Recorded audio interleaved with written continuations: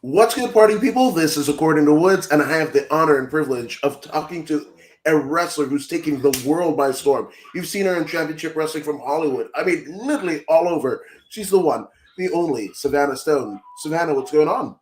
What's up? How are you? I'm doing good. I'm doing good, man. It's Southern California where I'm at, so I would like it to be a little more sunny and what have you, but you I can't win know them it's all, been right? raining a lot. Yeah, and that's usually if you have family that live not in Southern California and they're like, wait, what do you pay for rent? How much is gas? Yeah. All of these things. And you're be like, but the weather. And then they Yeah. automatically go, I get it. I totally get Yep. it. But this, not so much. Like, I just woke up to a news, like YouTube clip or whatever, but like there's a big ass sinkhole, like maybe 2 miles Yeah. away from I me. just recently heard about that. That's crazy. I It is. yeah, that's insane. I haven't dealt with it yet, but I've seen the pictures and stuff. That's out of my like realm. I've never Yeah, no, experienced that before, so no, 100%. Usually, I feel like that happens in Florida. Like, yeah. I think when it rains here in Southern California, like Pacific Palisades just loses a palatial estate onto PCH, like if the mudslides happen, right? And then Yep. Florida sinkholes and what have you. So in my region where I'm at, like it's not connecting. Like, well, that Yeah. shouldn't happen there. Yeah, same. I was very flabbergasted when I heard about it. I was like, Yeah, it's wild. It's wild. But I mean, as to it's I'm kind of taken aback, right? Because I've seen you wrestle, been fortunate enough to do that. You're an intimidating presence. Like, oh my gosh. So I'm all like, wait, I'm talking to you, and I feel like you like crush me. Like I don't like at any given moment. But yeah, just snap. Yeah. yeah, 100%. So I guess before I get the horse in front of the wagon or the wagon in front of the horse, how did you end up in pro wrestling? So we were talking a little bit earlier, and it's so funny because you were sharing your story with me about how you got started, and it was kind of like always been there. Like wrestling's always been there for you. That's kind of not how my story started. So I was super serious in playing volleyball.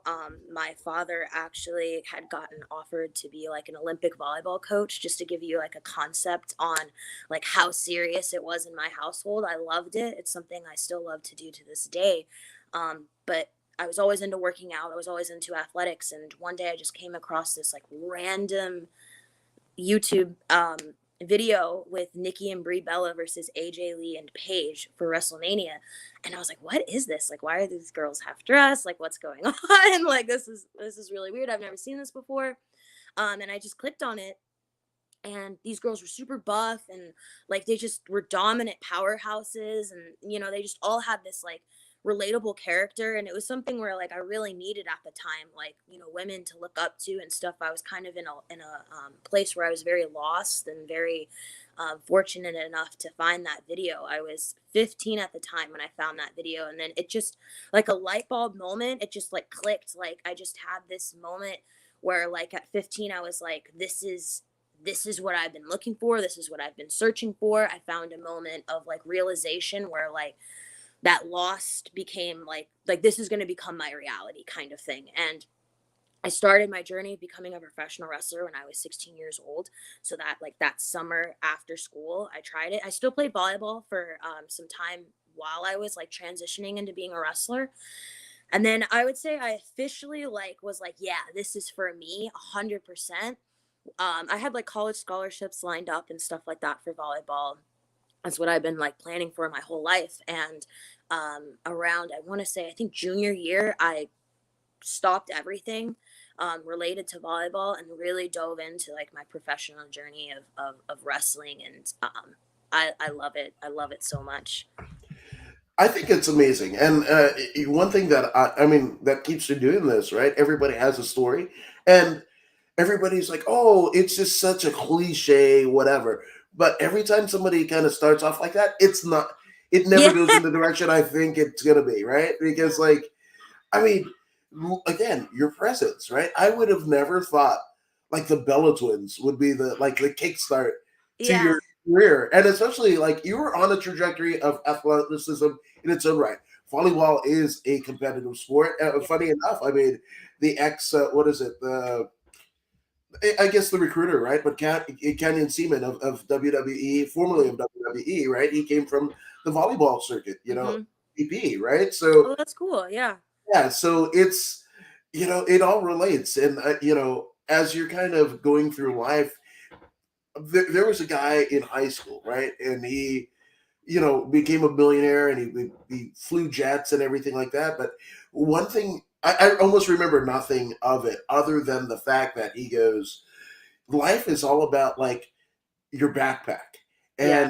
and different experiences in your life essentially end up having more things to put in your backpack, and you never Yep. know when that's going to be able to be utilized.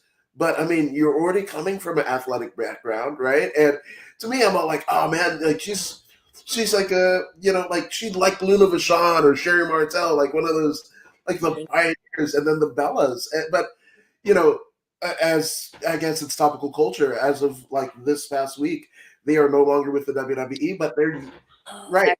that. Yeah. Yeah. Yeah, they are. I mean, WWE Hall of Famers and a linchpin for a whole new generation of fans, especially females, but Yep. males all across the what you identify.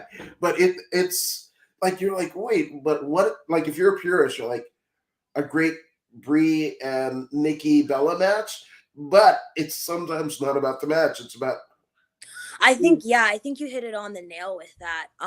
Because nowadays I like I kind of, I don't know, like I break it down further than I did before.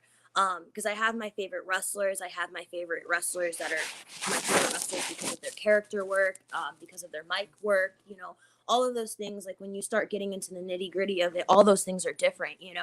But I think the reason why Nikki and Brie Bella pulled me in so much was just they were so strong and confident at the time. And like I said, I started very like young in the business and didn't have that history and stuff like that. So I've always feel like I've been kind of playing catch up when it comes to the history of professional wrestling.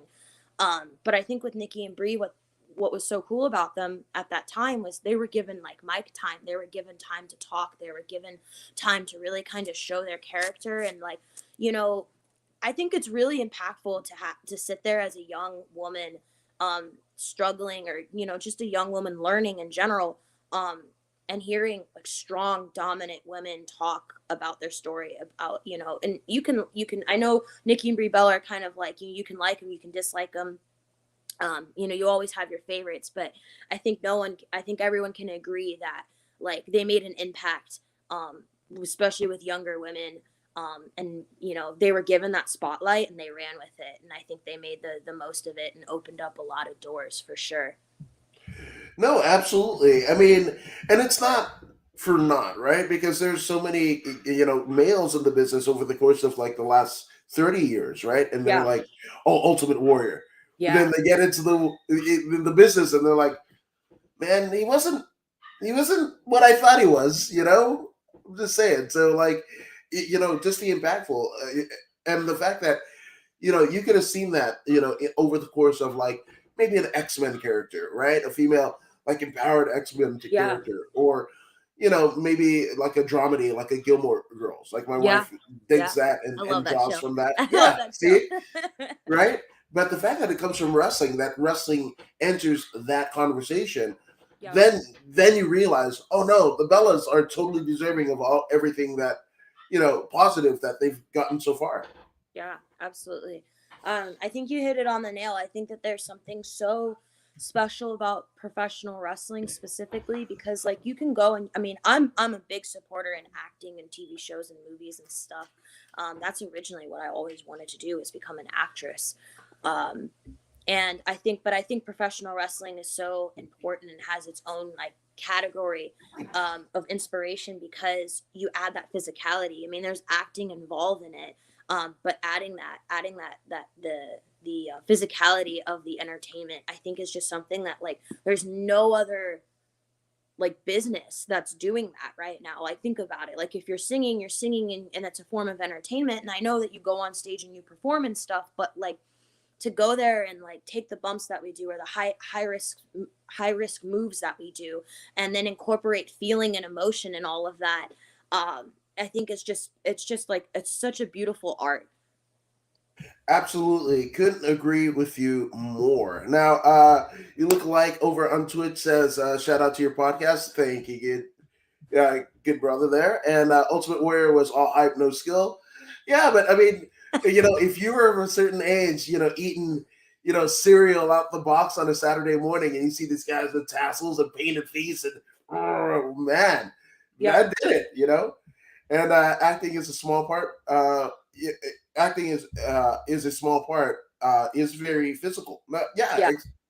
I mean, I've seen some. I mean, it's not great, but some extras kind of get wrecked. Like, funny enough, like in high school, was an extra for the first Spider-Man, like Tobey Maguire movie and whatever. Oh Eh, yeah. Yeah, and funny enough, it was the scene with Macho Man Randy Savage's bonesaw and what have you, and the stunt guy.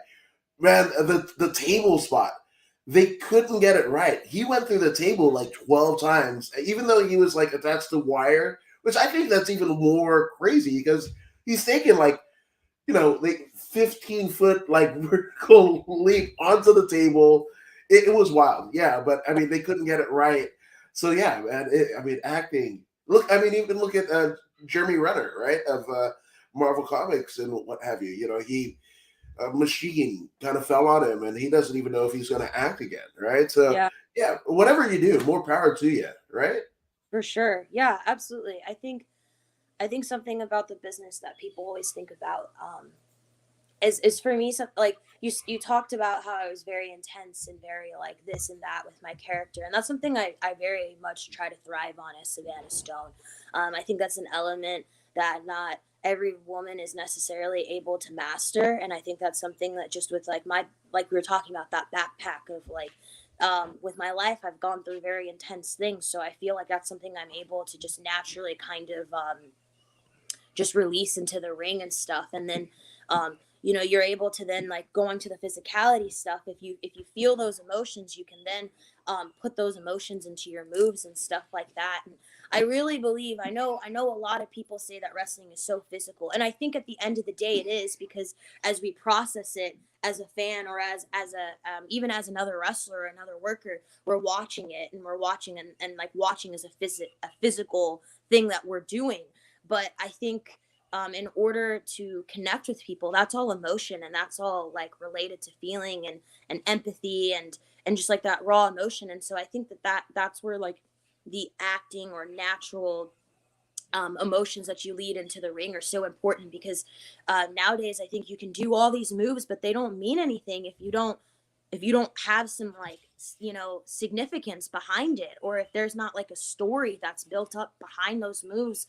Because there's so many talented wrestlers these days. I mean, before, back in the day, you could do a flip and it's like everyone's like, holy crap, like, what is this new school wrestling? But nowadays, I mean, there's so many athletic people, there's so many people with different backgrounds, as what we've been talking about, that I think if you add that extra, um emotion to your match on top of the physicality, it really, I think, draws people in, and it makes you become more noticed.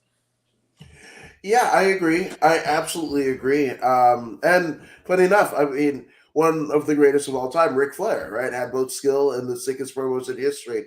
If you dig Ric Flair, I will encourage you to look up Nick Bockwinkel of the NWA, the AWA. I think, I mean, Flair, again, great, absolutely. Nobody can dispute it. But in terms of, so there was a show called Lifestyles of the Rich and Famous, right? Where they, it was before Cribs, where this British guy, Robin Leach, would take you to superstars' home and actors' homes and what have you. And it's very posh and elegant and what have you. Nick Bockwinkel is that, right? He was built from Beverly Hills, and he Okay. sounded like somebody from Beverly Hills, despite the fact that he was like a second generation wrestler from Texas, right? But Ric Flair was almost the same ilk, but like the Wolf of Wall Street millionaire, where like the 80s were crazy, and that's what you're getting in Ric Flair. Yeah. He encapsulated that essence in that time, I think, better than anyone else. Yeah. And the 80s and then 90s, if you were there, it's looked back as so affectionate, right? Like Ninja Turtles, like Power Rangers, all Yeah. that stuff came from that era. So you kind of look back and go like, yeah, I know Ric Flair, yeah, absolutely. So yeah. Yeah, absolutely. I think Ric Flair is a perfect example of where like you can have such a great talent, and I think he marks off so many so many like wrestling boxes. I don't know if this is something that like other people think about, but for me as a worker, and I don't remember who told me this, but I remember somebody telling me this back in Missouri, which is where I originally started training when I was younger, and they told me that like wrestling is just like it's almost like a resume. Like you just have this set list um, of things you need to check off, and you need to be good at all of them. But down the road, and this is something that they didn't tell me, but I realized down the road, you need to be good at all of them, but you have to find what you're the best at and run with that. And so like some of the biggest things that we discussed is like not that it matters as much, but looks is important. Like not that you have to be the best in the world or like the prettiest or the ugliest, or it's not about that, but like whatever your look is, own it. Whether you're scary, whether you're the hottest thing going, whether you're, like Ric Flair owned his look. Like I think his look is such a prominent part of his character because he owned it. He owned himself and like everything that came with it. And I think like speaking on the mic is so important because it's kind of a cringe thing, I think, because a lot of people think that people talk too much. But if you can be that megastar that the fans and the crowd and the people want to actually hear from you, I think that that's so important. I think that that builds. I mean, like look for a little bit more of a recent one, like John Cena. You can love him and you can hate him, but the concept is when he gets on the mic, everyone's like, or MJF is another example. You just get on the mic and it's like, oh crap, like here we go. We're gonna go in for a roller coaster, and I think you just have to find it. And then some of them, it's match based. Like I think Shawn Michaels is known for being just an amazing freaking wrestler, or Kurt Angle, or Benoit, even, Eddie Guerrero, even, those people. Like you have to be. I think you have to put time and effort into every single check mark. But I think you then have to, after that, analyze it and realize, like, okay, this is what really draws people into me, and then go from there. No, absolutely. And I love how you are taking, the bits of it and kind of making it your own. Because I believe it was one of the Gracies or one of the Machados, but they were like, like I think they were asked like how, to get to your level, what moves did you do, what have you, right? But he was like, I think I've forgotten more of the moves over time, Yeah. right? But it's Yeah. the practice of it. Hmm. Sometimes the most like what most people think like as a beginner, like an armbar or whatever. I've mastered that armbar so many times Yeah. that it's just like that. When Ric Flair found his voice, it didn't matter. You just like Rick. We need a 30-second promo. Cool. Yeah. Woo! And the Olivia Walker robe or the custom tailored suits, Yeah. and you let him go. Yeah. Yeah. And actually, where do you guys stand on Mick Foley? He's my favorite wrestler. Love Mick Foley, but I want Savannah's take on this. Oh God. I mean, he's one of the best of all times. Like anyone, like, I'm sorry, but anyone who disagrees with that is freaking whack. Like I think he's amazing. I think he is a very, very, very raw, perfect, and honestly hard to find example of somebody who can be so many different things in this business. I think, I mean, to find yourself, I mean, that's the biggest thing. I train over at Santino Bros Wrestling School with Joey Chaos and Eli Bateman, people like that, Slice Boogie, as some of the trainers and things. And I think the biggest thing that they teach the beginners is like you just got to find yourself in that ring. You got to be comfortable enough. You got to listen, have your ears open, and everything like that, and find yourself in that ring. And I think to find yourself is hard enough because you got to allow yourself to be open in such a dominant physical setting, which is like really intimidating. But then to do that, and then to find multiple different personalities and then run with all of those and make them freaking work and like be a superstar in every single like any single character he played, any single concept he played, he just was able to just dive into it and make it like become a reality. And I just think, like you said, like it's just, I think it's so magnificent and it's such a lost art, and I don't think a lot of people can do that, and no matter what they gave him, he made it his, and he made it, it all tied back into Mick Foley at the end of the day, and that's incredible storytelling.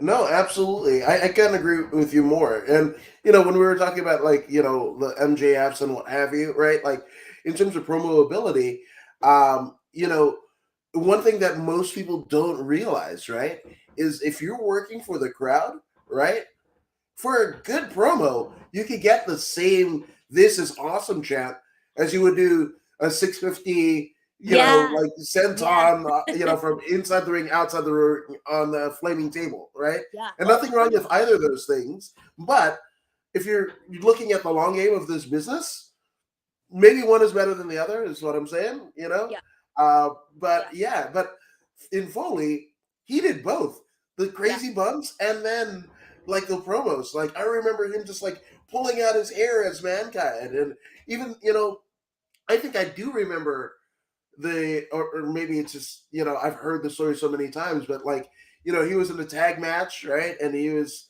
they were booked to lose, and he freaks out, right, and basically attacks his partner and does a elbow drop outside the ring, like onto the concrete yeah, outside. And for the time, like you never saw yeah, that. You yeah, never saw that. And it's just like, and that he's a multiple time best selling book, on his book author with yeah, his books, with, like stuff that I think he did like a Christmas book or whatever, but just different avenues of entertainment and now into the podcasting realm. yeah. Like if you're not yet like fully as pod and listening to it and as like a student of the game, like Yeah. geez, my yeah, it's so great. So yeah, shout out to McFoley. I think one of the things that someone gave me such great advice on is actually my tag team partner slash fiance, James Brady.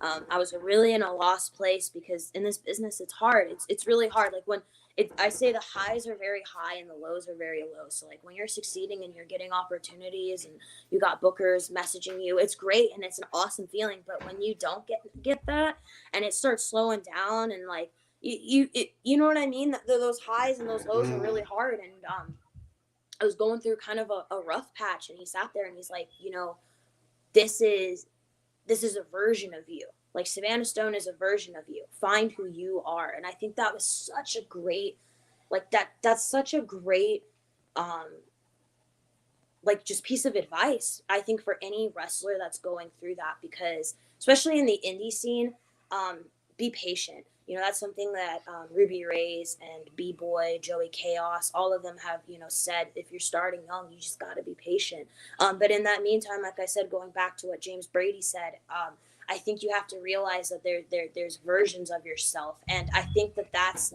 exactly, going back to Mick Foley, is what he did. He was able to, he realized that he was a storyteller. Hopefully, I mean, by now I don't know how he couldn't. But right, yeah. he's a storyteller, and being a storyteller, there's versions of your story, and I think that's what symbolized his characters. There's versions of himself where he wants to be crazy and batshit crazy, and so he Mm, performs that kind of story. But then there's other ones where he's more like Cactus Jack, where like he's more relatable and like more attention grabbing and stuff like that. And I just think that if you're able to find if you're able to find you, that's great in the business of itself. But if you're able to find like versions of yourself and then run with those two, it's just, mm. it's beyond incredible. Yeah, absolutely. And I mean, that man could take a beating every night, with a smile on his face. And again, those are the indelible memories. And Yeah, if you were, in and around that time, or even go on the network or YouTube and find some of his stuff, right? yeah, Well, you would you would be able to do it, in a Kawasaki death match against Terry Funk, right, over in Japan. And he could do it, essentially the Hell in the Cell. And you yeah, remember, like, as much as you can, the imagery of that, you imagine him pulling his hair or yeah, coming out at the Royal Rumble and it's all three faces of Foley. My goodness, even the fact that Dude Love was his character in like college, where he's jumping off a roof onto his friend yeah, on a mattress and everything. The fact, like, just think of that. He was so talented that he got something that was like in the far reaches of his like youth yeah, onto worldwide TV. yeah, yeah. No, absolutely. I think, man, like I think he's such a novelty to this business. I can't say it enough because there's just there's that art. Like I really think it goes back to, and I don't mean to keep repeating myself, but I really think it goes back to finding yourself. I think it just in life, you're constantly growing, and like you might know the premise of who you are, but you're constantly going to be growing. You're constantly going to be learning due to different circumstances, environment, all of that good stuff, people around you, so like you're constantly going to be changing, and so you have your set morals, but like even those morals can change. And so I think what he did was he went through the change of his life, and he was able to like run through that. And I think a lot of people like even in the music industry or something like that, they'll have an album that flops, and it's like, I remember that version of so and so, like she or he was trying to find himself there, like, oh, and then he comes back. But like that's not what he did. Like he anytime he went on a journey, and I genuinely believe, speaking as a worker, I believe like when you go and you do that character work, it's a journey. It's a journey of your life. It's the story that you're telling. It's a version of yourself that you're telling. And I think for him to tell that successfully through every change, through every part of his life, I mean, that again, you just can't write that stuff. I mean, that's people like, and I'm gonna mark out here for a minute, but it's the only person I can really relate that to, I feel like, is someone like Taylor Swift, where like she started very young in the music industry, but she was able to show like her whole growth and journey through the whole, and sometimes she was hated, sometimes she was loved, but it's the same concept, and I think that's what he was able to do so well. No, absolutely, absolutely, and again, Taylor Swift, right, is so polarizing, right? But I mean, I feel it on the other side of the spectrum, and I hope I'm not getting heat, but I feel the same way about John Mayer, which, Yeah, yeah, yeah, right, yeah, that start in the acoustic, like, run through the halls of the high school and whatever, and then at some point he's playing guitar with like BB King and Eric Clapton and filling in for Stevie Ray Vaughan in tribute shows and whatever with Double Trouble, and then like his last album, Sob Rock. Oh, just I if gotta you check like that that out. stuff, I gotta check that out. I haven't heard of him in a while. I mean, I know obviously of him, but like I haven't heard him in a while. But yeah, he's great on the guitar, dude. Like oh he's one of the best, I think. yeah, that like, taking, studying from the influence of giants, right? Those people that he played with, right? He'll do some country stuff. He'll do some whatever, Right now he's like on a solo acoustic tour where Hmm. no band, it's just him and Cool. a guitar and a piano and whatever, and he's kind of talking through some stuff, and he's selling out arenas just on that premise, right? So like, there's something powerful on it. You cannot like him. Cool. I'm good with that. But the You gotta respect, the talent that is, my goodness. I think that that relates to everything, though. I think, you can dislike people or like people. I know like the media makes that happen. People on social media make that happen. But I think at the end of the day, and I think that this can relate back to wrestling very much, is like, you can be ticked off that this person got this opportunity, or you can feel this way or that way. And, I'm not going to tell you or tell anybody to not feel the way that they feel. Like, I'm not going to be the feelings cop over here. But at the end of the day, like I think the biggest thing that I'd encourage everyone, if you're going through that, is to realize, okay, like sit down and realize, okay, why did this person get it? Is it because of their connections? Is that the only reason? Is it because they're talented? Is it because they can talk on the mic? Is it all of the above? Were they there at the right place at the right time? And start really playing that in your head. So then that way, when you ask yourself, why isn't it me? Or like, why this or why that? Like you can start realizing, like, okay, like this is what this person is doing to maybe get there. Maybe if I did some of that, maybe I'd be there too. Like I think that that's a really important thing. And what I'm trying to say is kind of what you said is understand that that person's talented. Don't freaking shame them and like make them like, oh, I can't believe this person did this, blah blah blah. Like no, accept their talent, accept that they're in this business, that they obviously have talent if they're being run with or if they're performing and stuff like that. And again, you may not like everyone, you may not be friends with everyone, but I think to be respectful, and especially in the business of professional wrestling, because I can't stress this enough, we're putting our bodies on the line every single night. Like there's got to be a level of respect there. There's just has to be. I don't I think that that's so important in this business, and I honestly believe that it's something that was a little bit lost now these days, compared back more when I first started. No, I absolutely love it. And again, how self aware that you are at this juncture. I mean, I think that's going to carry you far. I think it works. Well, thank you. And yeah, absolutely. In regards to Mayor, he's chill, lovey dovey. Yeah. But and still, yeah, absolutely. No, I mean, right before the lockdowns happened, my wife and I, we went to go see him at the Forum. The Forum is very special to me. Like I graduated from Inglewood High. Like I had my high school commencement ceremony there. So we seeing him at the Forum, and that was great. That's But he was even saying, like, in terms of your body is a wonderland. At one point of his I love career, that song. right, was his, but he was just like, I was not mature, right, and like so when you're not mature and a singer songwriting waiting for a hit, you write lyrics like bubblegum tongue. Like, Yeah. Yeah. so so and like and the fact that he could take the piss out of himself, like I was like, oh my god. And if you've seen him like either in concert, there used to be this show called Best Week Ever, and it would be comedians taking apart like like the top TMZ headlines of the week, Yeah. right? But he would just drop in, and like there was like this viral video called like Chocolate Rain. This like guy, it was all weird, but he basically took that the Chocolate Rain concept, right? And at the time, Nelly Furtado's like "Say It Loud" was like the thing, right? And Okay. he was like "Chocolate Rain," and he like just acapella, just whatever. And the comedian Sherwood Small was just like, "Yeah, I guess we're going with this." And he did the beat and whatever. But again, to not be a talented artist and whatever, and be able to kind of like poke fun at yourself, like that's amazing. Not take yourself too seriously, because like if you get caught up in your own stuff, right? Yeah. Like that's usually the downfall. And we were talking about Warrior. I mean, and it's I don't think it's outside of the realm of like conversation, but like wrestling has had those people who live the gimmick 100% of the day, whatever, and it's sacrificed for all the greatness that we think of in retrospect.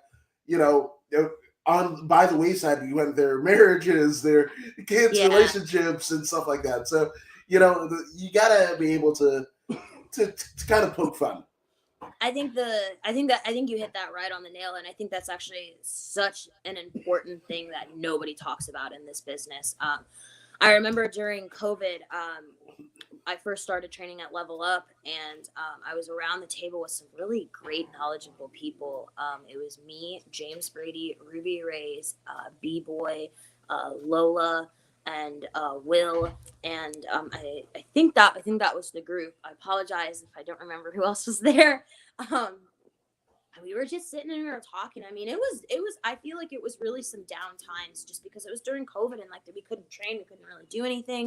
Um, so we just talked about wrestling, and the conversation that we got on about was just about how like I mean, it's exactly what you said. Like when you, oh man, like when you sit there and you realize that that people live the gimmick so fully, it's because I genuinely believe it's like a mental health issue. I really do. I think in this business, because it's your freaking dream, dude. It's um just to backtrack for a minute, it's your freaking dream and it's a sacrifice, but at the end of the day, I think David Marquez, the one of the owners of Championship Wrestling, he made such a valid point. He's like, it's not a sacrifice, you guys chose this. I understand that you guys are choosing a hard choice and you're dropping your family and your friends and your wife and your significant other and this and that and the other, but this is a choice at the end of the day. And I think a lot of people got bitter at that, but I think he made such a valid point, because it is a choice at the end of the day, and it's a hard one, but it's your dream. And I think if you have that mentality that it's always a choice and it's not a sacrifice, that's where you stay safe and clear. I think what me going back to the group that I was talking to, like, James Brady, Ruby Reyes, B-Boy, Lola, and all of those people, I think what we were talking about is like when you don't realize that and you take yourself so seriously, and you almost forget reality. You almost forget that you are, you know you're not Savanna Stone. You're not, the character that you're playing. Yes, that's a version of yourself, but that's not fully who you are. And I think that honestly, kind of, not to put shame on the business, but I think it goes back to the business a little bit, because when you first start, at least for me, when I first started, and I mean, I told you I was 16 years old. One of the first things they told me was, if you're serious about this, you'll drop everything, be there for everything, show up on time, And I think what they were saying was very true. I do think you need to have that sort of mentality. But I also believe, you can't drop everything. I think that that's a very unhealthy way of viewing your dream and your career. I do think when the choice is there, you have a choice if you want to drop it or not. But I think the mentality of like, oh, if I don't drop my everything that I've ever done, like, I'll never make it. Like, I think that's I think it's a really sick kind of hostile mentality to have, especially when you're young, because you're just going to do what you're told if that's your dream. Um, and I think that's where you see these, great wrestlers and superstars kind of make these bad decisions and bad habits, is because they've been living that lifestyle for so long, and you don't realize that. You made a very valid point of trying to be self-aware. If you're not self-aware, you don't realize that you're in that sort of trap. You have no idea, because you're just living life. And I really believe that is actually a very big mental health issue that us as professional wrestlers have, that we don't really talk about, is being able to separate the two, that realizing, okay, if I don't get an opportunity as Savanna Stone, that doesn't mean me as Marissa is, dog shit. You know what I mean? Like, those two don't pair off. They're the same people, but it can't be the end all be all. There's got to be more to you than that. Even if wrestling is your life, there still has to be more to you as a human being, right? Like, if you're in a relationship with somebody like James Brady, like, he's my everything, but at the end of the day, I got to stand on my own 2 feet. It's that kind of mentality. No, I love it. And again, different perspectives, and to balance your actual life and your dream is hard to do in any industry, Yeah, I in agree. any It is dream for hard. real. I mean, you can work at a, company, right? And 5 plus years, and there's some companies where you're like UPS, like you can't wear a mustache beyond this. But then if UPS lets you go, right, and you're Mr. or Mrs. UPS, like flag bearer and what have you, okay, now you don't have that, and you have to go and redefine yourself, right? And Yeah, that's, like, one would argue that UPS is not, wrestling, but some of the same kind of patterns persist, right? And I think it's one of those things, in terms of living the gimmick, right? It's kind of a monoculture of a day gone by, right? A bygone era of sorts, where you had to, right? If you yeah, work for, Bill Watts in UWF, or even, I mean, not so much Vince McMahon, but like if you work for Vince McMahon Senior, right? Like, yeah, you, Andre the Giant couldn't be just a normal guy, because he needed to sell out the Garden every month, right? yeah, Bruno Sammartino had to be that guy yeah, all the time, right? But yeah, things do change, right? And there is, I think like Bray Wyatt is a good example of, you can get your, kayfabe could be real. Undertaker's another example. No matter what happens in the outside realm in terms of technology or social engagement and what have you, like you can have your character still, and then protect what is behind the curtain and not. Yeah, yeah, absolutely. And don't get me wrong here. I am actually a big firm believer in protecting what's behind the curtain. I think that that's so important.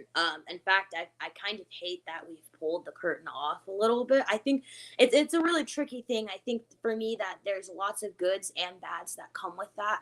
Um, but I think personally for me, like on social media, like I'm Savanna Stone. I'm not usually Marissa. I'm because that's just how I feel like I'm able to control social media. I don't think I mean as I don't have a personal account. Like I'm not really big into the social media. The only reason I even really have social media is because of wrestling and everything like that. But I think it's kind of like what the comments were saying and like what we were talking about. It's just really finding that balance, and like you can live a fully gimmicked persona in the industry. Like don't get me wrong, like you can absolutely do that. I just think that like when you're not in the industry, sometimes people don't know how to turn that off, and I think that's when it gets really hard and difficult. Like especially when you just get opportunities after opportunities, and they keep feeding to you, and um, and I think it's important. Like I know something that I had to do, and I thought this was so weak at the time. I thought it was really really weak, which I'm kind of embarrassed for now. I took some time during COVID, and I started coaching a volleyball team. I was an eighth grade volleyball team right before going into high school. I picked that age group because I think that I wanted to prepare them. I had a really rough high school experience, so I thought that like any hope I could give them emotionally, physically, in the sport of volleyball, whatever have you, I just wanted to kind of reach through, and I wanted to give back to that business of volleyball because I had done it, and I kind of just like dropped it one day and became a wrestler, and I wanted to give back because they helped me a lot, and so I coached that team, and I was really guilty about it at first because I don't know. Like I said, I was always under the influence of like, if you're not wrestling all the time, if you're not hopping into carloads, if you're not doing this, if you're not trying to find bookings every single second of the day, that like shame on you and you don't really want it that much. And I think that that's, again, I get where they're coming from to some extent. I think all of that stuff is extremely important, but I'm so happy that I took the time to kind of find myself as Marissa a little bit and do that volleyball stuff. And I think after that, that's when I really started getting the run at championship. Because I knew like parts of myself, like living life as Marissa, I found parts of myself, and then I could add all of that stuff in as my character as Savanna Stone, and I had more to work with. So I think finding that balance, though it's really hard, if you can try to practice it, is so important for this business and to succeed. Yeah, absolutely. Going back to the analogy of the backpack, right? Like Yeah, you can't, if you're all in, pro wrestling, right? And if you are amazing and tremendous, right? But then when, the bump card, once you've ticked off that final whatever, and you're left with nothing, and it was all yeah, about wrestling, and yeah, you're looking at the burnt vestiges of what could have been your life outside of it, and you've got nothing left. It's almost like, folks that come out of like either the military or even prison, right? yeah, Where they come out and so much has passed them by. Relationships out, have forged on in the absence of the person, that they try to kind of shoehorn themselves in, or even meekly kind of go in, and you're like, no, it doesn't really work. And there's a depression that happens and what yeah. have you. So, I think yeah, that it's I think I was at a D'Lo Brown seminar. Championship was holding it, and I think that he hit that on the nail so well. Like, and he made a good point, but I think you kind of connected the dots here. And what I mean by that is, like he said, if you love this business, if you really love this business the way that you guys are all going to say that you love this business to me, he goes, then you'll learn every part of the business. You won't just want to become a superstar. You won't want to just be a wrestler. You'll want to learn how this ring is set up. You'll want to learn how the sound works. You'll want to learn how the directors and the producers are. You'll want to learn how the people book, how people advertise, like all of that stuff, because that's the business. And if you love the business, that you'll do that. And I think what you said is a very good connecting of the dots there, because like you said, you might be a wrestler and one day you might get the worst injury of the world. I mean, God forbid, no, but that's always something in the back of your mind that you got to think. And so I think even if your love for the game is professional wrestling, there's so many things where, like, if you drop down as a wrestler and you can't wrestle anymore, learn other avenues. I mean, like, being a ring announcer, being a referee, understanding that game, and there's all strategy in all of those things, and all of them are so important. And I think that that is something that I try to thrive into. I mean, don't get me wrong, like, my goal is to be a wrestler. At the end of the day, I want to succeed in being a wrestler, but I want to learn all of those things too, because you never know what might happen. And then that way your world isn't completely collapsed and you haven't spent like over a decade just being a wrestler, not doing anything else, and then not really having any of those connections if you need them, or if the time comes, or that experience either, you know. No, absolutely. It's I absolutely enjoy this conversation because it is absolutely true, right? And so you can look at a person like Corey Graves, right? Mm-hmm. As Sterling James Yeah. Keegan, he was like tearing up the indie scene, of the early late '90s, early 2000s, and then he gets his run at NXT and what have you, and then has an injury and he has to do commentary, but he Yeah. totally takes it. He Yeah. totally takes it in. Like I had the fortunate instance of like just having a brief moment with him. I was like, dude, like you're.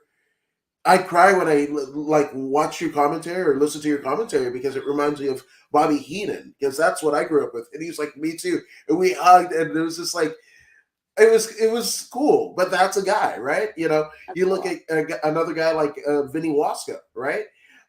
Vinny Wasco, who was tearing up the indie scene in all of California, even into Texas, right? And Yeah. then he gets his shot as a referee with the WWE, right? He still made it, right? But just a little bit different avenue to make it. So, yeah. Which I mean, I think this leads into the next question. But how long have you guys been doing this? I'm a huge fan of wrestling. Glad to find your cast. You guys are on point. I appreciate that. Yeah. But I'm gonna let you kind of take the first ride. But how long have you kind of been consumed in wrestling? Yeah, so I started when I was 16 and I'm 23 now, so I've been doing this for a total of 7 years. Excellent. And wow, that kind of overlaps with me because so I started doing interviews on yeah, about 6 7 years ago. Actually, Okay. the first kind of thing I did was I helped produce fight like promos for like Okay. King of the Cage and Bellator, Combate Americas, and Yeah. what have you. And there was Yeah. this uh, one point where my videographer, a talented dude named Bosun Wang, he had to go and take up some family business, and we had credentials to a show in Burbank, and I had been able to kind of have relationships with fighters in the industry because of these promos that I just had my phone and I had credentials. I was like, can I just interview you? And that was like 6 years ago. That's But yeah, and then the podcast, obviously, there was no shows going on. So I did going into the pandemic. I was like 4 years into the career, right? And yeah, it was the 4 years into the career, and then there was no shows at all. Not wrestling, not MMA, anything. But people were at home, and I was like, "Hey, you're interesting. You want to do something? You're not. We're all at home. My goodness, right?" yeah. So, yeah. So the principal podcast didn't start until July 1st of 2020, and that was like the UFC veteran of Jacob Rosales, right? And yeah, here we go. We're talking with Savanna Stone. So even the podcast is about 3 years old. So That's yeah, it's awesome. cool. That's Yeah, it's doing what you love, right? Yeah, because I oh mean, right. I mean, I knew pretty early on that maybe I'm not going to be like the best, like jujitsu practitioner, or maybe I'm a little bit long in the tooth in terms of long experience to, go to a Santino's or what have you, hmm right? hmm And not wanting to be away from the family, right? And not making those sacrifices, yeah. but I do have this love. How can I? How could I display that? I And think here we that go. that's so important in the life, not to like make it about a whole life speech here, but I think it's so important. I think living like your best life. I know that's so cliche, but I think finding your loves, and that's hard. I don't know if it's hard for other people, but it was very hard for me. Like learning about myself was the hardest thing in the world, which sounds so weird. I feel like, but I feel like I understand other people, and I can sit there and I'm like, okay, I get you. Like, don't I wish you could see yourself? Like, I'm one of those people, but then I'm like hypocritical because then I can't see myself. But like, I think taking the time to sit down, know who you are in that moment, realizing the loves that you have, the passions that you have that can turn into loves, whatever have you, whatever words you want to describe it as. And then having enough courage, because I genuinely believe it is courage, whether it's easy or not, it's courage at the end of the day, to follow those loves out. And I think that that's so awesome. Like, it always inspires me when people like you tell me stories about like how you've always had this love and you followed it through, and now look at it. That's you need more stories like that in this world. I think people are so afraid of failing that they don't even try, and I mean that's one of the saddest things in my eyes. Try. I mean, the worst thing you can do is be right where you already are. You know what I mean? Like, Hmm. No, absolutely. Well, it's funny too because like my parents passed away. My dad 2010 and my mom 2013, and it was just sudden, right? So that does something to you. You're like, my time on this existence yeah, is totally finite, right? It can be wiped away at any second, right? yeah, And it's crazy that I didn't even start doing jujitsu, start doing interviews, any of the stuff that I've done until after they passed away, yeah, right? And I was just like, man, I could have, I should have, whatever. But then you clear all that out, and it's like I'm doing it now, and that's it. And I was north of 30, when I first did my first interview, right? But my path, right? I've already been married, had kids, and all that stuff, but like I couldn't keep a job because like there was something in me that wasn't necessarily conducive to that job. yeah. I had something to kind of elect, you Give. know, right, absolutely in my spirit that it was this. So like now I can do a job because I do have no Because matter you have. what happens. Yeah, Yeah, absolutely. So sometimes it absolutely. takes a long time, but if you get there, my goodness. Absolutely. And I think, like, again, not to make it so much about life, but I think this is something that society kind of puts on us, whether they mean to or not. That like when you grow up, you're taught to go to school, get your education, and then go out and start making money. They don't really like, and you have those conversation with friends and stuff. They're like, follow your dream and blah blah blah. But like, no one really tells you that. I mean, that's not really what I feel like. At least for me, that's not what I was told. I was told, grow up, get an education, go make money. And I think if you live your life like that, you are like, that's where all this mental health is coming from. That's where all this, not to get so depressing, but that's really where it comes from. That's such a crappy, shitty, depressing way to live. It really is. I mean, if you can live like that, more kudos to you, because you're a strong mother effer then, because I struggle with that. And I think, like you said, I think that's such a very valid point, that people, like, you have that screaming inside of you, and it just takes a while to listen to, because it's been there. You got, and you can hush that voice, you can hush that passion, you could hush that love, and try to continue on and keep struggling because you think it's the wrong thing to do, or not an acceptable thing to do, or don't think that you'll like succeed, or whatever your reason for not doing it is. But like at the end of the day, like, you're just making yourself miserable, and you're making the people that you have that like love you, and the people around you, miserable at the same time, not by choice, but because if they care about you, they're gonna see you sad, and they're gonna be worried and upset. So I think at the end of the day, like, you have to follow it. It's gonna take time. It's not something like, oh, like, but like, don't put yourself through suffering when you already know, and your spirit already knows what you want. I mean, like you said, because then when you do it, and I was very much the same way. I wasn't able to, like you said, like, have a job, have this, have that, because all I wanted to do was wrestle during COVID and stuff like that, and I had to find another avenue to take. And for me, it was doing volleyball and coaching volleyball, and that, it wasn't as big, it wasn't as fulfilling as wrestling, but that's okay. It's just something that I could pour something into while wow, this was a part of my life. And then when wrestling opened back up again, I could follow that journey. But and again, not to ramble on so much, but I really think you hit it on the nail with that. That's such an important thing. You got to listen to that voice inside your head, inside your heart, and put those two voices together, and then decide and make a decision. No, absolutely. And I mean, ramble. I mean, in the words of Led Zeppelin, ramble on, my goodness. You know, but no, you kept on like, not to make this about a mental health issue or none of that, but it needs to be talked about. Like Yeah, for me, that's why I do this because you just never know who you're going to reach, right? yeah, It's not, we get caught up in like the views or what have you. I just realized something about myself, right? And I was talking to a couple of my friends who are also podcasters. I hate everything about doing a podcast aside from actually doing the doing a podcast. podcast. Yeah, Right? I love this conversation. I yeah, hate posting about it. I hate setting up the link. I hate yeah, picking out a thumbnail, the whole process or whatever. But when we're on, that's it. Nothing in the world matters. I can have a good day, bad day, does not matter, right?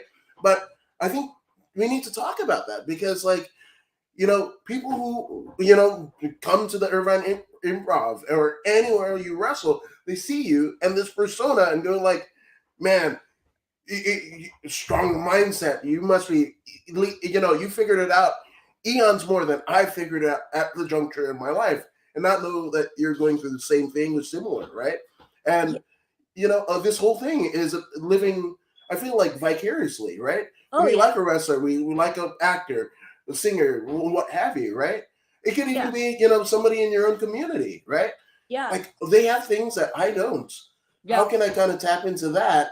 Oh, I'm going to follow, listen, whatever, patronage, what they are, because they are me and I am them. Yeah, absolutely. I think that that's again that oh man, that's such a good point that you made there that it's not talked about a lot. I think it's implied. And that's the thing. I think those things that are implied in life and in wrestling need to be talked about because if they're always implied, then you don't really know if they're being reached or if people are really like understanding what's supposed to be implied. Not everyone's going to read in between the lines and sometimes you have to spell it out and sometimes it's important to spell it out. And I think that's something that when I went into this wrestling business, I told you I was very, very lost. I was going through a lot. I had lost a lot of myself, gone through some sexual abuse and stuff like that. So, I mean, I really didn't even know who the hell I was. I didn't want to be in my body. I didn't want to be alive. And wrestling was the only thing that brought me back to reality and to like just like oh I am actually living like as deep as that sounds it was like oh I am actually like alive and if I can give that feeling off to anybody else if I can if I could I know how dark and scary that is and the worst part is you don't even want to be with yourself which is I think like the saddest thing and I think if wrestling or any outlet, like you said, acting, singing, podcasts, anything at all, ring announcing, anything can give you that sense of relief, you have to go after it. And I think the only way you're going to know is if you have people before you do that and speak about it, like you said. I mean, with the knowledge that I have, and I appreciate that you say that, there's so many people that came before me that have shared this knowledge. And at the time, even if they gave it to me, I've talked about this before, but even if they gave it to me and I didn't quite understand what they were saying, I always tried to pocket it. And, sometimes it'll come to me later. I'm like, oh, crap. That's what Ray's meant, like, oh, crap. That's what Brady meant, crap. That's what Joey Chaos meant, like, um, but trying to pocket everything that you have, every piece of knowledge that you're given, um, or even story that you're given or piece of advice or whatever have you and waiting 'cause you'll never know when that time might come and I think like you said being another thing if you can I think the biggest most important thing in the whole entire world is loving yourself enough to be self-aware of how you're feeling. Love yourself enough. That's the biggest thing. Everyone always says love yourself, and I think that that's important, but I think there's a lot of steps to loving yourself if you're struggling with that. And I think loving yourself enough to be self-aware of how you're feeling, what you're doing, what you're going through that was something that I think wrestling really helped me out with, and the people in wrestling helped me out with, and the business. No, I absolutely. I mean, I hate that you had to go through the horrific things that you have, and I'm so humbled that you shared it here. But it not to say it took all those things, but like I have a greater understanding of who Savannah Stone is. I know where the intensity comes Yeah. from, but I also right, but I also know where like the vulnerability, right? And Yeah. that's a lost art too in wrestling, right? Like to be Yeah. able to Oh yeah. sell, to be you could be the monster, but Yeah. you gotta sell, right? Yeah. Yeah. Absolutely. Because right. So like I have a greater appreciation of who you are and what you are and what you not just portray but again who you are, Yeah. because a lot of people don't come back from that, and we kind of have to, you True. know yeah, we kind of have to acknowledge that it's like they don't, and you did, and that's not putting down the people that didn't or whatever, but like there's a strength you almost. I know they say like survivor's guilt, right? Because Oh like yeah. you think about the people that did make it out, and you're like, oh my gosh, right? But Yeah. if you could channel that, energy, like the good vibe was only, and Yeah. we love it.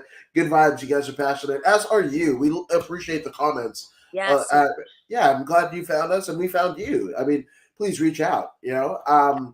But it's. I just think it's like there's so many things that make up people who they are, right? Oh yeah. To quote the great philosopher Shrek, right? In the layers, right? Like an onion, right? But that's it, Yeah, and that's so true though. That's such a right, good it's such a good point that he made there though. Like that's couldn't be like more the true, truest thing. Yeah. right? And the thing about it is like everybody wants to go good vibes only, right? But like Mhm. I mean, sometimes if like the person that you like turns you down, right? You're gonna go to the gym and blah blah blah. Yeah. You're gonna read. You're Yeah. gonna watch the rom coms and whatever that you saw them like in a post or whatever. Like if you get turned down on this job or what have you, like the opportunity that you don't get, like sometimes like the That's water what you boy, need. right? Yeah, Yeah. it's the Yeah. tackling field, That turn. Yeah. right? No, 100%. Like I might lose you here because I've talked about this before and people are like, "What are you talking about?" But so my character, speaking of my character, is Savannah Stone. It's the Hand of Fortune, the unbreakable Hand of Fortune. Um, the thing that the biggest thing about I like to release with her is that you can go through bad things. People think that dark times are so bad or like this dark energy is bad, and people say good vibes only a long time, and I think for me I get it now, so I shake my head when you say that now because I understand what you're saying, but before it was like good vibes only. Well, what if I don't have a freaking good vibe in my body? Like, what if I feel literally only negative? That's okay. I think that that's really okay. I think it's what you do with that that makes it makes it if it's okay or not okay. And I think the thing is, I think sometimes you have to go through all those dark things. I think it's okay to feel negative. I think it's okay to sometimes let it even like take you over.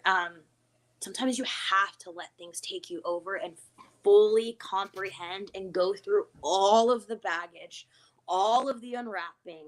And then you wrap yourself back up again as a present, and you think you look pretty on the outside.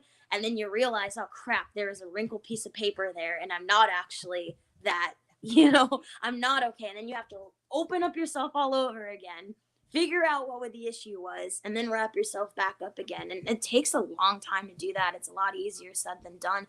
But I think that that's something about Savannah, specifically, that I like showing in my character. I like people always ask me, why is Savannah Stone so mad? Because she's gone through so much in her life, because the character's gone through so much in her life, because she's angry, because she has a chip on her shoulder, and to show and realize that it's okay to be angry, and it's okay um to release that, but obviously release it in a healthy way. And I think that that's where like I try to make my promos very relatable, so that way people can understand like the emotion behind as the character, how I feel. But obviously in the ring you then realize, okay, well, you might feel that way and I get you on how you feel, but obviously the way that Savannah Stone acts she probably shouldn't be, beating the hell out of Zayn. Like that's probably like, not how she should take it. And I think I really believe showing that struggle in your character is so important. And like I said, it's okay to be going through dark times. It's okay to only have dark energy. Just because you're dark, or just because you're darker than someone who's maybe super bubbly, and like Delilah is a perfect example. She is one of the most bubbly, amazing, first of all, an amazing talent, an amazing wrestler, checks all the boxes. Delilah Doom from Santino's, she like is one of the most amazing women, but she's so bubbly and she's so smiley, and like I love that about her, and that's her, and that's something that she has that's amazing about her. But I think having that opposite, and maybe not always being so happy and smiley, or maybe not, like that doesn't mean that you're not happy, that doesn't mean that you're not living your best life. It's just a different, introvert from extrovert, all of that kind of stuff. And I think, like I said, it needs to be talked about. So if you're out there and you feel like, oh, I'm this dark energy, that's not bad. You need dark energy just as much as you need light energy. It's just what you do with the dark and light energy that can maybe put you out of balance, so to speak. No, I mean you didn't lose me at all. Okay, Actually, what okay. you did, whether you know it or not and realize it or not, but I think you just gave like a crash course in wrestling psychology. Yeah. That's what you did. I mean, but I mean, wrestling is life, right? Like Jesse Ventura can be a governor, and the 45th president is in the WWE Hall of Fame, right? Like everything is wrestling, right? Yeah. And kind of the adage that I like to use often is like, where else could you get your ass kicked Yeah. 364 days out of the year, Yeah. right? And you're traveling and all of this, and Yeah. all the bumps and hurdles that happen along the way, right? But on this one day at a WrestleMania type event, right? You basically get to show your art, show Yeah. your craft, all the while beating the foe that has tormented you for Yeah. 364 days, right? And have this big gold belt that says you are the best in the world at what you are, with all the confetti, all the pomp and Yeah. circumstance that happens. Yeah. And you don't want that? You don't relate to that? Like, Yeah. okay, I mean, I'm not trying to convince you, but like, again, wrestling is life. When life is Yeah. wrestling, wrestling is life, I feel. Absolutely. Absolutely. I think you nailed it on the head by saying it was art. I think that, I know we say that it's a fight, and don't get me wrong. I get it's very hard for me because I sit there and I'm like, wrestling is so many different things. Um, I think it's an art and it's a fight, but a fight is art at the end of the day. And Mm-hmm. it can get grimy and gritty and stuff like that, but it's art at the end of the day. It's this form of expression. I love that you said that. I think if more people thought of that, they would be able to release themselves more in their matches and have more freedom in their matches. No, absolutely. I just, and again, there's different ways. There are people that just take that, the dark energy and let that go, and they're brooding and whatever, and they're brooding outside the ring and what have you. Some people need everything to fall to have whatever Yeah. looked out of them. Yeah. So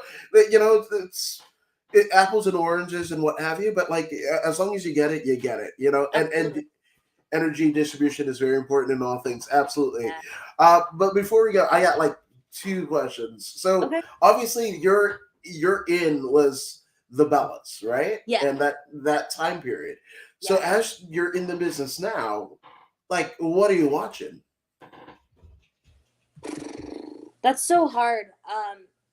I try to watch literally everything. I know that's such a cliche, but I try to watch. Been watching a lot of New Japan stuff. Um, I'm trying to gather more of the physicality of this stuff. But when it comes to characters, it's different. So I watch WWE more for character sakes, more for promos, more for like the superstar effect, more for like to kind of break it down even further. My intensity. Um, when it comes to that kind of stuff, feeling and emotions, I watch more WWE. When it comes to physicality, match psychology, I watch more New Japan. I don't watch Stardom, but I watch clips that I find on social media. So I'm trying to be honest there, but I try to watch some of that stuff too. Um, And then I think like I'm trying to get into AEW a little bit more. So I've been trying to watch. There's stuff that I like and dislike on AEW, if I'm being 100% honest. But I think that that's important. I think you need to watch that stuff and realize, what clicks, what doesn't click for you, why doesn't it click, and just because it doesn't click for you doesn't mean it's bad. It just means it's something that maybe it's something that you need to break through and actually do. Maybe it's something that you would never do, and that's good that you know that. It doesn't matter. Um, so I mean, I like I said, everything, but I watch everything for different reasons. If I could give you like a name right now, I would say probably. Gosh, I forgot the. Oh man, I just watched this recent match. It was old school. Um, oh, I'm blanking on it right now. What it was, but it was like it was an older school. Um, Women's tag team match actually that I had never seen before, but I've been watching a lot of Dean Malenko lately. Um, Yes. Oh, one of my all-time favorites. Oh my yeah, God, yeah, the Iceman. Talk about like getting over your self-confidence issues. Like I was half black, half Fijian, growing up in Inglewood, right? So like there weren't many places that I could go and like see me. And for me, I was like the Iceman. Like no matter what, like there'd be times I'd be walking down the hall and get self conscious. Watch a Dean Malenko match on Monday or Saturday, right? And just do that. yeah. Oh, something just happened. We were talking about the Iceman, and literally like an iceberg fell over in the kitchen. So, but no, but that he gave me confidence, right? Like he wasn't the biggest. Yeah. Even most of his like career in WCW, right, was as a cruiserweight, but he didn't flip and fly like Rey Mysterio and Hoovy. Like he was something else. Which is so crazy because when I think of Dean Malenko, again, I'm a little bit, I'm catching up on everything, but when I think of Dean Malenko, I think he's freaking huge. I think Mm-hmm. he, like when I think larger than life. I think dominant. I think competitive. I think confidence, like you said. And it's crazy because if you really look at it from like a reality standpoint, you're right. He's a smaller guy. He's not as big as some of the bigger guys, but that's just that ring presence that you have of like, no mother effer, like I'm the biggest, the baddest, and like really owning that and like believing it in yourself. And that's again, it's an important art that a lot of people struggle with, and having that confidence. I think again, like you said, perfect person to watch for confidence and just physicality. Mm-hmm. He's so good at so many different styles. He's phenomenal. Yeah, no, holy shit. Dean Malenko is a skillful legend, 100%, and very underrated in the cruiserweight conversations. 100%, like Hoovy, Ray, Laparca, I guess Bret Hart will, lend its hat to El Dandy, right? There was a great Bret Hart promo where he's like, we'll take on everybody, even El Yeah, Dandy. And like, well, what? You mean Gene Okerlund? You think El Dandy is like a garbage? Like, it's a very great, like, and out of context and out of character of like the hitman that we knew like in WWF. But like, yeah, he's very. I mean, I guess. I mean, if that's a metric, but after Mags, PWI 500, right? That's where everybody wants to get to. mm, And theoretically, he was the only PWI 500 winner, like number one in the PWI, and he wasn't a world champion. wow. Yeah, so that I didn't know that. That's cool. I'm just saying, so like That's pretty cool. yeah, and I look at guys like Gresham and go like, oh no, that's the Malenko, like, Yeah, and yeah, there's for sure. there's a couple things, right? Like Malenko's drop toe hold to the float over, Hmm. just like very like minute nuances of like who he was. Like like I think he was in a car wreck in Florida, like early on and whatever, and his neck, he can't like bend his neck and whatever, but like that made his walk. So his walk, his drop to hold, and the float over, Yeah, because he would just like he was postured the whole way out, and like to me, this is like those subtle nuances. Even when he, when he did the Texas Cloverleaf, right, his neck didn't bend because he couldn't bend his neck. But taking a negative into a positive, yeah. I mean, that's the like one of the many reasons why we know Dean Malenko and love Dean Malenko now. I think that that's such an important point that you made is taking the negatives into a positive. I think that that's something that's not taught a lot in professional wrestling. Like, that's actually taught a lot at Santino's. That I might add is that like, okay, so like I'm actually pretty short. Like I'm 5'2.5", and I keep the half in there because that's important to me. um, but like my character is like this big monstrous like kind of character, and I think that that's like you got to play like I would never stand there against someone that was taller than me and like try to like gorilla press them because that's dumb and that's stupid. But you know what I would do is I would be the most bitchiest person I could ever be and like still be like okay, I don't care.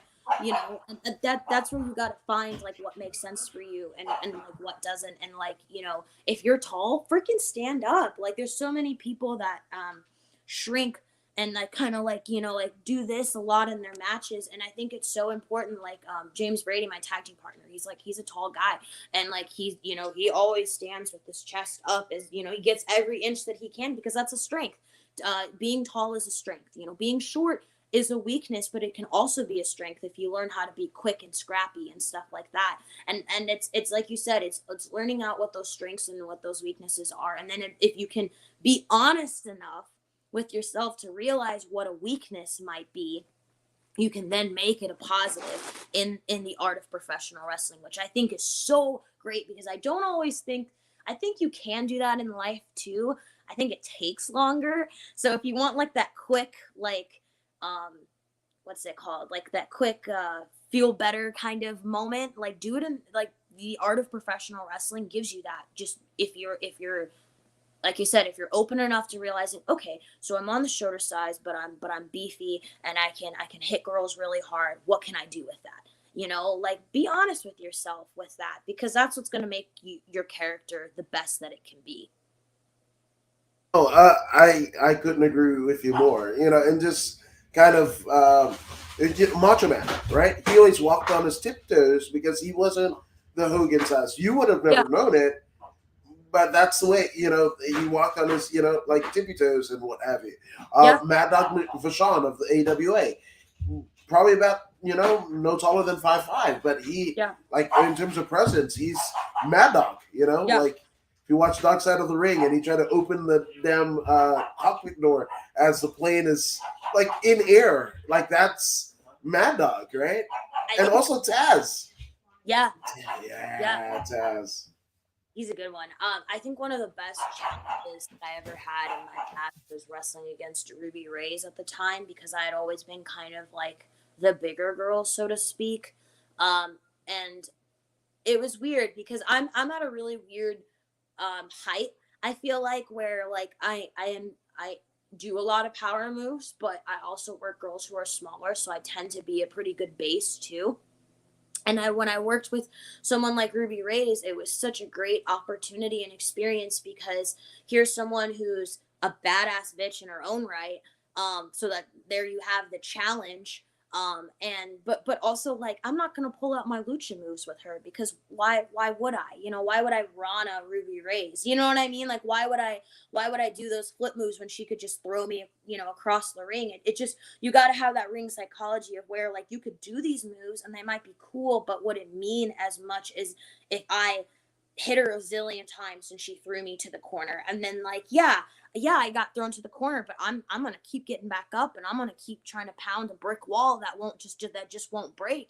That builds me in my own right because it shows that I just won't stay down. Um and I think having that match with her, as much as it was a learning experience, I think it really helped me again kind of find who I was, and then take that over to championship and really like own it and play with it after that point. So I think finding those matches and those elements, because everyone's going to provide something different in a match for you if you allow them and you let them and you're open enough for it. Even the bad experiences, they're all learning experiences is at the end of the day.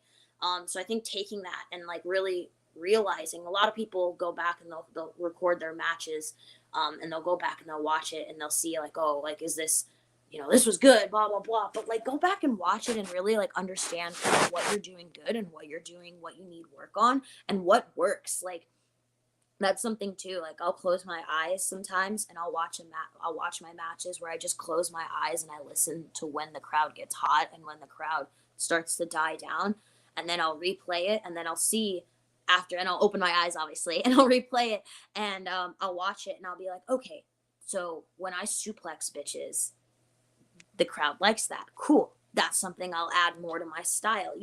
Finding things like that, because there's answers in everything.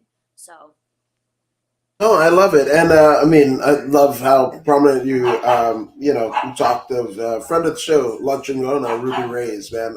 She's like, I mean, the world over. I mean, one of you were talking about Doomfly and Eli Everfly and Delilah Doom, right? The Santino brothers, Slice yeah, Boogie, like synonymous with that, and then yeah, you've got some of that flavor, that San Diego flavor with Love Up, like yeah. it's. I mean, if you're in Southern California, man, I mean, if It's places the to place to absorb, be right now. Like I don't care what yeah, you say. I don't care what anyone says. It's the place to be right now. I mean, I remember, and like I kind of came at a bad time. Me and James Brady did. We kind of came at a bad time because we moved right during COVID to from St. Louis to San Diego area, and there it was dead, obviously, because it was COVID. So we didn't really know much about the area. Like we knew the people there, we knew of the people there. We just didn't really know like what was hot and what was not. And so like I'm actually really thankful for COVID, because I think it got us time to like learn everybody there and learn how they are and what they think of the business. And then by the time COVID like kind of slowed down and like wrestling came, it's like, dude, I already know your mind, I already know your mentality. Like now getting in the ring with these people are easy because you've built that relationship and you know how they think. But I really believe like ever since COVID stopped, like San Diego, LA, California as a whole has just been like on another level, and we just the everybody out here, not to like kiss everyone's ass, but I really do feel like everybody out here wants to get better, and I think that's the ultimate goal um in professional wrestling, is that everyone should want to get better, and I think we have that out there, which is so important. oh, 100%. And I think you know I mean, none more evident than whether they meant it or not. But I mean, Mania is out here for the Yeah, first time in Inglewood. Yes, WrestleMania 21 was in L.A., but I mean, it's an Inglewood yeah, Mania. So like which is cool it's because that's yeah, that's awesome. That's yeah, awesome. my backyard. So Yeah, yeah, I mean, and for everybody to get opportunities, right? Like GCW, there's a lot of Santino brothers, alumnus out there. I mean, Bad Dude Tito, my goodness, yeah, he's killing it in New Japan, and I mean, he's going to be at Josh Barnett's Bloodsport, which I mean, that's a your opponent Zeta Zhang has yeah, graced the Bloodsport ring. But that's something that I can also see of you, like the Savanna yeah. Stone, Bloodsport, 100%. Like no ropes, KOs, and submissions. Like that could be your jam too, So I Oh love it. man. No, yeah, I think like I said, I think when you produce all this great level of talent, I think you have to give it up for the trainers that are out here too. You mean you can't forget about that. And I think, having people like Joey Chaos, I mean at the end of the day, like he's still the Joey Chaos, and they're the ones that own Santino Bros and run it. And I mean, they have their coaches and they're amazing, but at the end of the day, they're the foundation, they're the rock of it. And um they I think their knowledge and their love and their passion, I think they're all three different things, but for this business, and to constantly want to get better. I mean, I know like the first time I joined Santino's, they sat us down and they just had this like, we had promo class, which by the way, not a lot of people have. Nowadays they don't train for that, as weird as that is. They don't really go through that. And we sat down and we sat down in like a little like duck goose circle, and we sat down, and they're like, Joey's like, I'm gonna start this. I want you to cut a 60-second promo on yourself, whether it's shoot or whether it's like character work, I don't care. And by the time we all got done, I just felt like we knew, like we all were like, wow, like we're all here for the same reason. It might be different stories, but we're all here for the same reason. And I think the fact he was able to break through that wall the first day, I think it's just it just shows how knowledgeable and how open he is to everyone coming into the school and learning if they have the right mindset and the right mentality. And it's hard because I've talked about this with Amy, who runs Level Up actually, and she said um, that like you when you grow your school from a standpoint of owning business and growing a training school, you have to make sure that the core people that start your school, you have to make sure that they feed that information to everyone that new that joins. And I think that's something that both schools do such a good job of doing, is like, hey, like these are the rules, these are the set morals that we have, and make sure that no, like every single person, from if you started and you were the first person that came here to like you're the very last person that came here, like everyone knows what the concept and what to be expected and what the attitude should be, and they follow it, which is awesome. No, 100%. And I mean, it's not just the in ring talents, right? I mean, oh, and Macho Man made himself bigger than life. Absolutely. Yeah. Um, no, but I mean, you look at in the instance of like Level Up, right? Chad Rico as a referee, Yeah. he's literally, I mean, he's an actual GCW referee. Allison Lee of Santino's is in Impact right now, Yep. friend of the show. At also Adnan Qureshi, the ring announcer for Yeah. Championship Wrestling, as well as many other promotions, right? And Yeah. that's just what happens when you. I mean, and you're not gonna get any heat mentioning Joey Chaos and singing his praises. I was here in LA doing his run in XPW, man. Like that, to Yeah. me, he's a SoCal legend. Like that. I think Uh, he is. I think he's. I really can't say enough good things about him. I really can't.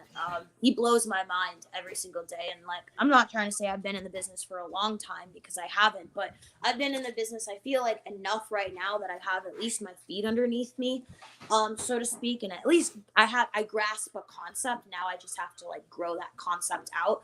And the concept is like, he's so amazing. I think the reason why I think he's so amazing is because like he is, there's a lot of people in this business that understand it and hmm. grasp a very good comprehension of it, and like a very good, have a lot of knowledge to it, but they're not able to translate it, or what they think they're not able to, they're able to only reach few people. And I think for him to be able to first dissect you as a person, so to speak, Mhm. and like individually know who each and every single student is, and not just like, oh, this person's like, hi, Savannah's here, Brady's here, but like actually know like what you're about. Every single student, he knows like what they're about, what their fears are, what their weaknesses are, what their strengths are, and he plays to that, and he pushes that, and he betters that, and he gives you confidence with that. And that, I think, is such an amazing teaching talent, that like the best of the best teachers might know the knowledge, but they may not be able to relate it to the individual. And someone who struggled in school for a very long time before getting their footing and their confidence in it, because like wrestling, it's a school, it's he's an amazing teacher. So Yeah, I love it. I love it. To me, just like a Grand Olympic Auditorium era of pro wrestling, has its legends and what have you. Um, he's one of that in that era after Grand Olympics. So I dig it. This podcast is underrated. Great content, topics, everything. yeah. Thank you. Appreciate it. But before we go, first off, you've alluded to him, but James Brady, my goodness. So you were talking about the sacrifices of being a professional wrestler. Kind of obviously, everything kind of falls in some instances in some careers. Yeah. But the fact that you have somebody gearing towards the same goals as you, what has he meant to your life and career? Oh man. Oh god. I always this question always gets me like really emotional. So just a little backstory. So I was actually adopted from Bulgaria. Brady was adopted from Romania, and if you don't know where that is, it's like literally right next to each other. So in Europe, and both of our parents adopted us and brought us back home to St. Louis, Missouri, and we decided differently at different times that we wanted to follow this journey of professional wrestling, and we met at the dojo in St. Louis. I was 16, but I met him when I was 17, and he started when he was 17 as well. He's 1 year older than me, though. And we've been together ever since. So now I'm 23, he's 24. And to answer your question, it's, I don't want to say, I don't know. I don't feel like there's like a good enough word to describe it. It's not just amazing. It's not just, it's, he brings me life. He really does. And I talked about being a very dark soul and just like, kind of being in my dark energy, not like depression and stuff like that, but I'm just very, to myself. He not only brings me out of my shell, but I think he gives me confidence and builds me as a person. He knows my flaws, he knows my weaknesses, he knows my strengths, and he's stood by me through all of it. And that's speaking about my strengths and weaknesses, not only in life, but in professional wrestling. And I think something that's really helped me that I honestly treasure more than anything, speaking about the business, is that I've gone through some really tough things in this business being so young. But to have someone like him go, like, realistically go through it with me the whole way through, whether he could help or not, doesn't matter. He did at the end of the day because he was there. And really get that and see that, like, see the trauma that I went through, see the amazing moments that I've gone through, all of it, and get it. I think that's something that's just is so sacred. It's sacred. I mean, it's kismet. It's absolutely kismet. The fact that you guys were born in neighboring countries, right? And that, I mean, the fact that both of you guys ended up in St. Louis Yeah, and right. both ended up in pro wrestling, like, that's just wild. Yeah, I love that. I mean, I got goosebumps. My goodness, yeah. like, wow, that's amazing. I'm so happy for you both, and just cheers to your success. Thank you. Cheap plug. What is the next podcast? You guys got my attention now. I appreciate it. I mean, there's a whole archive on YouTube, according to Woods. Like, literally, according to Woods across the board, there's the link tree that'll give you past episodes of, like, there's 3 episodes of Eric Bischoff. There's Josh Barnett. There's UFC Hall of Famer Frank Drake. We've got some stuff for you. So yeah, I just appreciate the fact that you're interested. Mario Yamasaki's. But before we go, Chris Van Vliet talks about, being grateful, and he usually asks whoever the guest is what they're grateful for. Um, Me, it's a little bit different in terms of, like, obviously there have been people that have ushered you into the echelon that you are and the season of life that you're in Yeah. currently. So take as long as you need. Let's get some shout outs out of the way. I think the first thing that just came to my mind, and not overthinking this, is the teachers that I have in my life.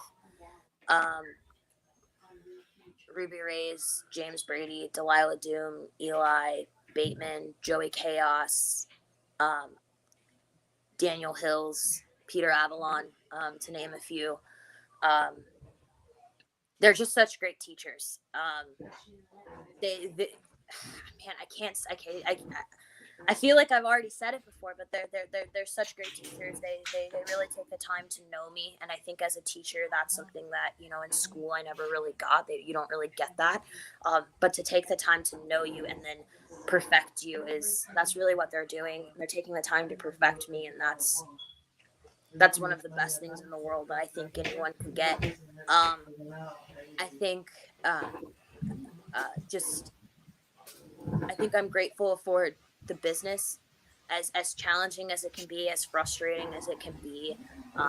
It's an art, and it's a way to show my art, and it's a way to show myself and express myself in ways I could probably never express myself comfortably um, as Marissa. And to my fans, I know I'm a bad guy, and I know I'm mean, and I don't shake your guys' hands, and I might shove a couple of you, but you guys guys are honestly, it's so cliche. I know you've heard it everywhere, but you guys really are the reason why we do what we do. A form of art and expression is only great if you have an audience that cares enough to listen and to follow it. So having those fans that do that, I think, and have the love for the business is what keeps us going and keeps the indie scene going. And I think the indie scene is so important because those are the people that, those fans that come to see that, maybe they don't have enough for the movie ticket. Maybe they don't want to travel, you know, 50, 50 states over where WWE is having their show that night. And they can still feel that amazing feeling that you get when you watch somebody perform that loves doing what they're doing. So yeah, I think those are probably the three biggest things right now. I absolutely love it. Oh my gosh, there's so much. There's so much. You've got my pistons firing, but I'm just so grateful that you took up this line of work, and I know it's not easy. I'm super grateful that you have a partner in crime, Yeah, literally to make the towns with. And you are so wise beyond your years. It's incredible. So I just thank you for taking the time to do this. thank you so much. I appreciate the floor. I appreciate the good conversation too. Oh man! Speaking of things that we're grateful of, we're grateful to all of you to just sit in with us at the According to Woods podcast. And if you haven't already done so, go ahead and like, share, and subscribe to the According to Woods podcast on Facebook, YouTube, Twitch, and Twitter, along with the bodyslam.net and all of their associated channels. And if you're watching this, you're probably already there, but tell a friend. I'm just saying. And following on Twitter and Facebook. I appreciate it. Thank you. And also, go ahead and follow Savanna Stone. And could you tell the people where they can follow you, Yeah, Mademoiselle? yeah. So I have Instagram. So Instagram and Twitter is Savanna Stone 01. And then I also have Facebook, which is Savanna Stone. Excellent. Yeah, absolutely. And we appreciate you. Just you just showing love. I love it.